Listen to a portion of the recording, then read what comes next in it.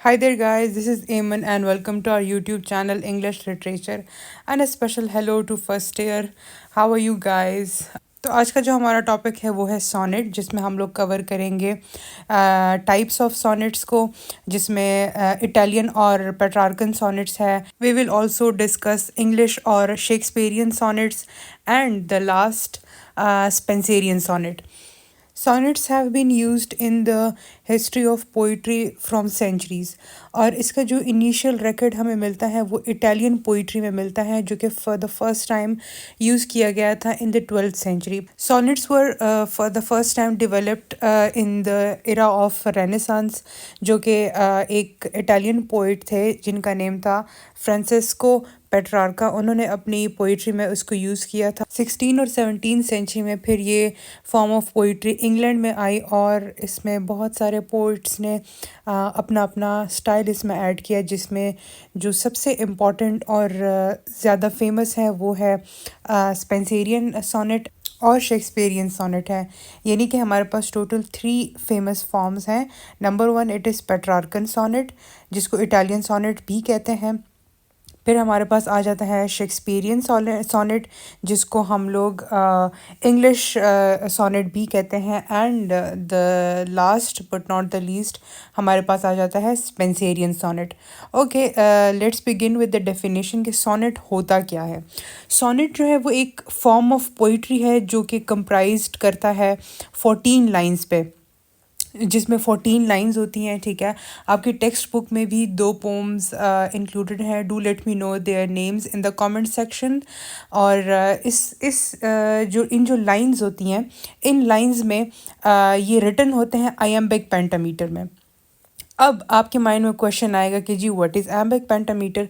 एम्बिक pentameter एक rhythm है जो कि पोइट्री और प्लेज में भी यूज़ होता है. ऐसा नहीं है कि ये सिर्फ पोइट्री तक कन्फाइंड है, प्लेज में भी यूज़ होता है, लेकिन ज़्यादा जो पॉपुलरली यूज़ होता है वो पोइट्री में है. इसमें 10 सेलेबल्स होते हैं. हर लाइन में आपको 10 सेलेबल्स मिलेंगे जो कि अरेंज होते हैं इन द पेयर्स ऑफ 5. ठीक है, और इसमें एक जो ईच जो आयम्ब होता है या फिर ईच जो पेयर होता है वो दा और दम पैटर्न पे फॉलो करता है. ये इस तरह का होता है जैसे कि एक हार्ट बीट नहीं होती. अगर आपने हार्ट बीट आप लोगों ने एक ऑडिबल साउंड में सुनी होगी, उसमें द और दम का एक पैटर्न होता है. तो इसी तरीके से आयम्बिक पेंटामीटर में भी जो सेलेबल्स होते हैं उसका जो रिदम होता है वो इस फॉर्म में होता है. आगे मैं आपको एग्जांपल दूंगी तो आपको ज़रा ज़्यादा क्लियर हो जाएगा. ओके, अब इन सेलेबल्स में स्ट्रेस और अनस्ट्रेस्ड का भी एक चक्कर होता है, वो भी मैं आगे आपको समझाऊंगी. तो इसमें जो हर सेलेबल जो 5 सेलेबल्स यूज़ होते हैं उसमें एक अनस्ट्रेस्ड होता है और एक स्ट्रेस्ड होता है. ठीक है, आगे जाके यहाँ पर मैंने एग्जांपल दी हुई है.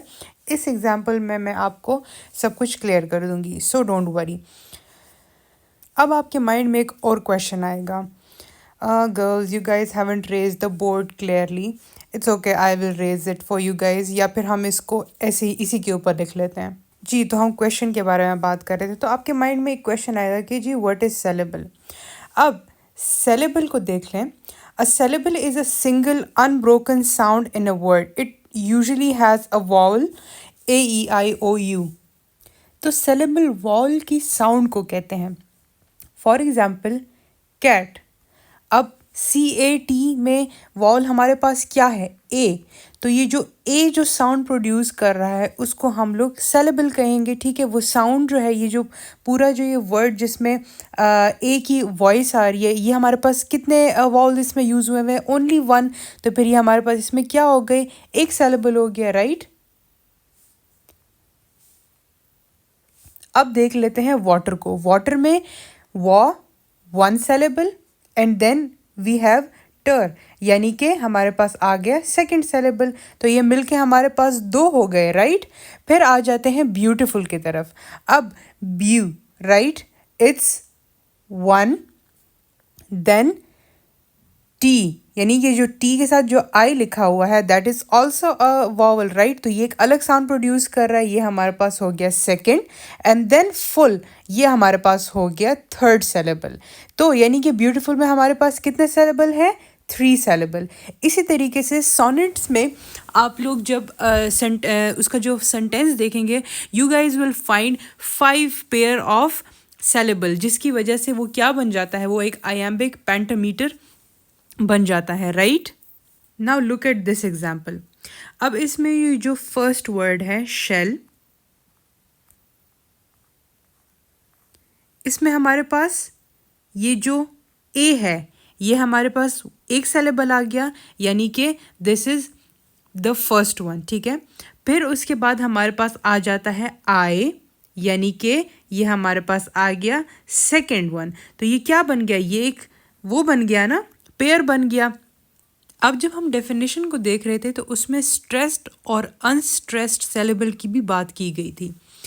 तो इस एग्जाम्पल में हमारे पास जो शेल है दैट इज अनस्ट्रेस्ड।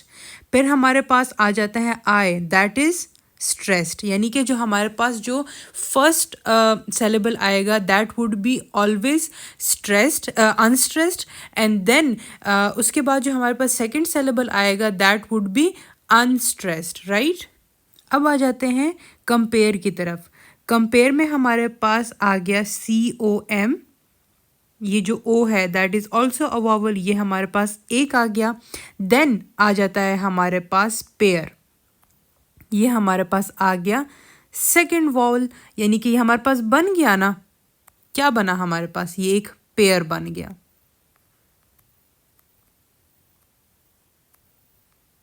राइट। अब मैंने क्या बताया था कि एक हमारे पास स्ट्रेस्ड होता है और एक अनस्ट्रेस्ड होता है। तो आप लोग मुझे कमेंट्स में बताएंगे कि कंपेयर में कौन सा स्ट्रेस्ड है और कौन सा अनस्ट्रेस्ड है, right. I will be waiting for you guys. अब देखें, शेल हो गया हमारे पास, आई हो गया, ये हमारे पास एक पेयर हो गया 1, and then we have compare. Compare में हमारे पास फिर अगेन 2 आ गए थे, तो ये हमारे पास कितने पेयर्स बन गए, 2 पेयर्स कंप्लीट हो गए। फिर हमारे पास आ जाता है दी, ये हमारे पास फिर एक सेलेबल आ गया। देन वी हैव 2, यानी कि ये मिलके हमारे पास थर्ड हमारे पास पेयर आ गया, राइट। अब आ जाता है हमारे पास अ हमारे पास अगेन एक सेलेबल आ गया। फिर उसके बाद कभी हमें पेयर चाहिए, देन आ जाता है समर में जो हमारे पास जो इनिशियल इसका पार्ट है सम, ये हमारे पास मिलके अ एंड SUM, इन दोनों ने मिलके हमारे पास क्या दे दिया, fourth pair, right. Now coming towards the fifth and the last pair, उसमें जो समर का जो एंड पार्ट है MER वाला, वो हमारे पास आ जाता है फिफ्थ पेयर में, राइट। वो हमारे पास आ गया 1, एंड देन डे का जो सेलेबल है वो हमारे पास मिलके क्या बना देता है, फिफ्थ पेयर। अब हम थोड़ा सा इंट्रोडक्शन कवर करते हैं पेट्रार्कन सोनेट का। जो पेट्रार्कन सोनेट है, मैंने आपको पहले भी बताया था कि ये 12th सेंचुरी में डेवलप किया गया था, और ये इसको कंसिडर किया जाता है one of the oldest form of sonnet. और इसको इंग्लैंड में किसने इंट्रोड्यूस कराया था, सर थॉमस ने, सर थॉमस ने। और इसको नाम दिया गया था पेट्रार्कन सोनेट, क्योंकि ये पहले पहले किसने इंट्रोड्यूस कराया था, फ्रांसिस्को पेट्रार्का ने, राइट। सोनेट की एक बहुत इम्पॉर्टेंट बात कि वो हमेशा, चाहे उनके थोड़ा सा एक डिफरेंस जो आता है वो क्वार्ट्रेन्स में आता है,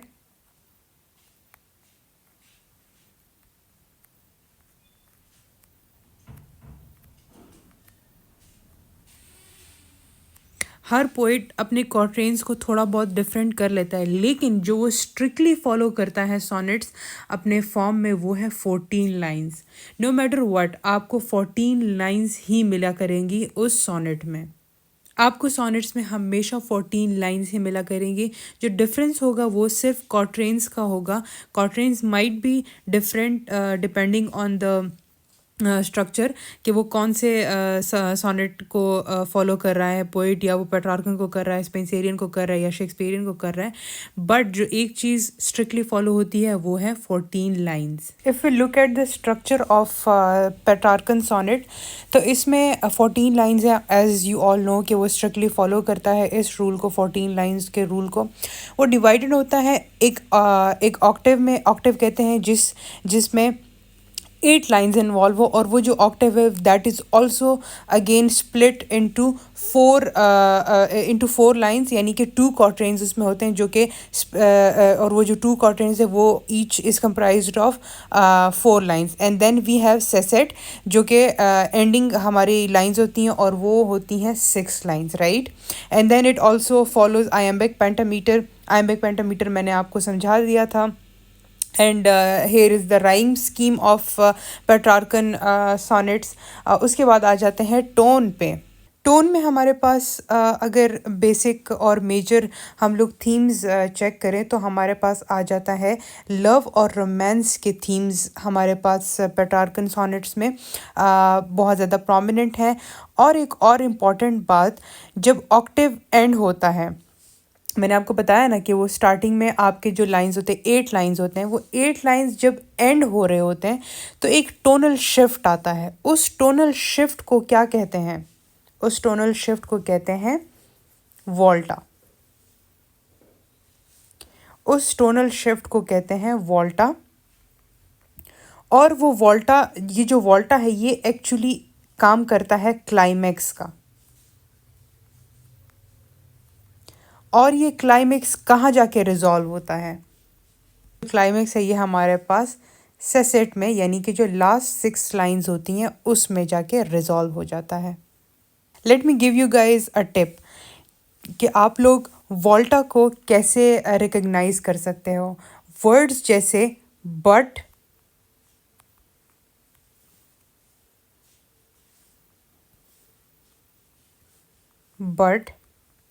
या फिर यट, इस टाइप के वर्ड्स आपको हेल्प आउट करेंगे टू फाइंड आउट और टू रिकग्नाइज अ वोल्टा।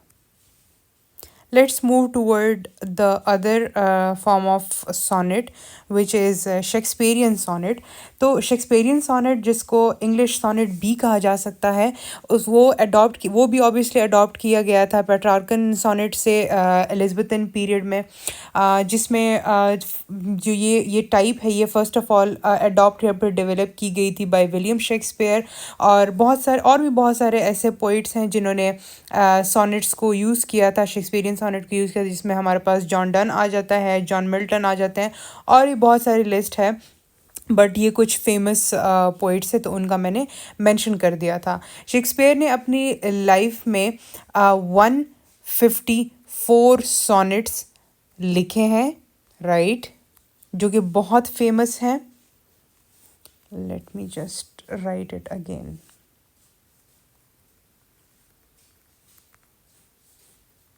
जी, तो शेक्सपियर ने अपने लाइफ टाइम में 154 सोनेट्स लिखे हैं जो कि बहुत ही फेमस हैं, जिसमें बहुत सारे इम्पॉर्टेंट थीम्स को कवर किया गया है। स्ट्रक्चर की तरफ मूव करते हैं। Again it is written in 14 lines. इसमें जो एक इम्पॉर्टेंट, जिसकी वजह से आप एक सोनेट को हम जिस तरीके से जान सकते हैं कि वो शेक्सपियरियन सोनेट है, इसमें बेसिकली 3 क्वार्ट्रेन्स होते हैं, यानी कि 3 क्वार्ट्रेन्स होते हैं जिसमें हमारे पास एंडिंग होती है 1 राइमिंग कपलेट में, यानी कि कपलेट मीन कपलेट कपल से निकला है। कपल यानी कि 2 लाइन, कपल 2 को कहते हैं ना, जिसका मतलब होता है कि ऑब्वियसली 2 लाइन्स। तो ये एक इम्पॉर्टेंट की फैक्टर है जिसकी वजह से हम लोग फाइंड आउट कर सकते हैं कि दिस इज़ शेक्सपियरियन सोनेट, जिसमें 3 क्वार्ट्रेन्स होते हैं और each quatrain is comprised of 4 lines, right. And then we have 1 rhyming couplet जो कि हमारे पास होता है 2 लाइन्स पे। अब हमारे पास टोन शिफ्ट यानी कि वोल्टा कब अकर होता है, वो हमारे पास होता है फाइनल जो कपलेट होता है, फाइनल जो 2 लाइन्स होते हैं उसमें हमारे पास वोल्टा यानी कि टोन शिफ्ट अकर होता है। It is also again written in iambic pentameter. ये हमारे पास आ जाती है rhyme scheme. And then comes the themes. Themes में हमारे पास अनलाइक शेक्सपियर पेट्रार्कन सोनेट्स जो कि सिर्फ if you guys have seen यहाँ पर, let me again go to that slide. Yes, हमारे पास आ जाता है थीम यहाँ पर लव और रोमांस जो मोस्ट प्रोमिनेंट थीम्स हैं पेट्रार्कन सोनेट में, लेकिन हमारे पास शेक्सपियरियन सोनेट में हमारे पास डिफरेंट थीम्स कवर करते हैं, that is love, politics, humour.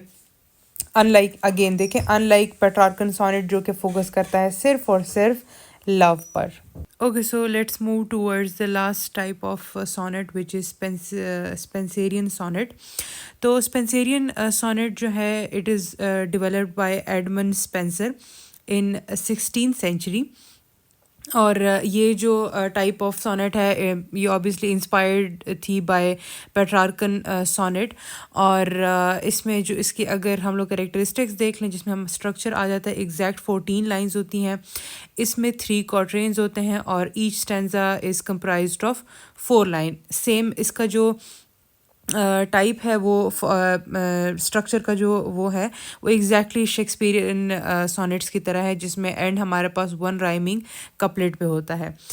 ये इसका राइम स्कीम है। अब एक जो चीज़ जिसकी वजह से हमें पता चलेगा कि जी ये किस तरीके से हम किसी पोम का फाइंड आउट कर सकते हैं कि वो स्पेंसेरियन सोनेट है, वो आ जाता है टोन और वॉल्टा में। अब वॉल्टा यानी कि जो टोन शिफ्ट होता है, यानी कि जो क्लाइमेक्स होता है, वो हमारे पास सेकंड क्वार्टरेन के एंड में होता है। सी 3 क्वार्टरेन्स हैं, ठीक है। नंबर 1 क्वार्टरेन जब कंप्लीट हो जाता है, जब सेकंड क्वार्टरेन आता है और उसकी थर्ड या फिर फोर्थ लाइन आती है सेकंड क्वार्टरेन की, तब कहाँ क्या स्टार्ट हो जाता है? तब स्टार्ट हो जाता है वॉल्टा यानी कि क्लाइमेक्स। और रिजॉल्व कहाँ पे होता है? यानी कि एड्रेस जो क्लाइमेक्स इनिशिएट किया गया था उस स्टैंजा में, उसको रिजॉल्व कब करते हैं? वो रिजॉल्व होता है हमारे पास एंडिंग कपलेट्स में, right? I hope you guys understood the topic. इसी के साथ the lecture has come to an end. If you find any ambiguity please do not hesitate to comment down below. Thank you, bye.